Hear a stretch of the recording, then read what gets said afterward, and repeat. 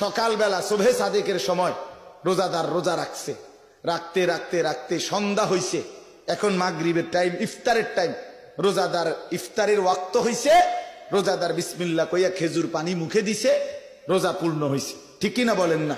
তো ফেরেস্তা, ডান কাঁধের ফেরেস্তা এবারটা কলমটা হাতে নিছে, কাগজটা খুলছে, এই রোজার সওয়াবটা লিখবে ডান কাঁধের ফেরেস্তা। আর শাজিম নড়ে উঠছে, আর শাজিমের মালিক বলছে, এই ফেরেস্তা থাম, থাম বেটা, সব লিখতে লিখতে অভ্যাস তো তোমার, রাখো মিয়া কলম, থামাও।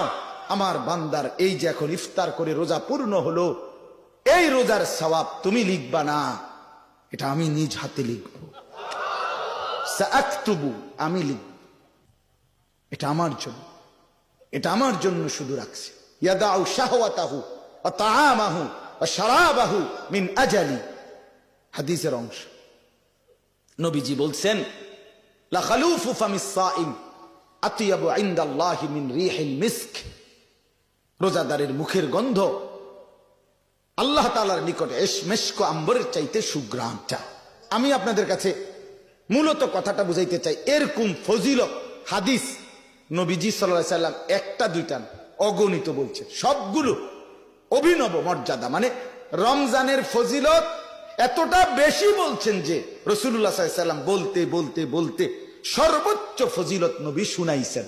ইন্না ফিল জান্নাতি বাবান ইউকালু লাহুর রায়্যান ইয়াদখুলু মিনহুস সাইমুন, নবীজি বলছে জান্নাতের একটা দরজাই আলাদা, যেই দরজার নাম রায়্যান, এখানে শুধুই রোজাদাররাই ঢুকবে। এবং হাদিসে আছে রোজাদাররা ঢুকে শেষ হইলে ওই দরজা দিয়ে আর কাউকে ঢুকতে দেওয়া হবে না, উগলিকা, বন্ধ করে দেওয়া হবে, বন্ধ করে দেওয়া হবে। এখন আসেন এই কথাগুলো একটা জাগাত রাখেন। আল্লাহ তাআলা কোরআনুল কারীমের মধ্যে সূরা বাকারার 183 থেকে 187 5টি আয়াতের মধ্যে আল্লাহ তাআলা রোজার আলোচনা করছেন।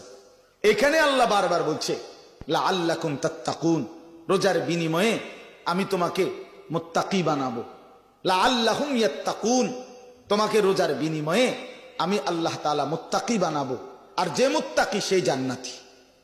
তাইলে রমজানের মর্যাদা, রোজার ফজিলত, রোজার গুরুত্ব আল্লাহ তাআলাও বললেন, রাসূলুল্লাহ সাল্লাল্লাহু আলাইহি ওয়াসাল্লামও সর্বোচ্চ বললেন। বললেন কি না? বলেন না? আচ্ছা, এবার এটা রাখেন।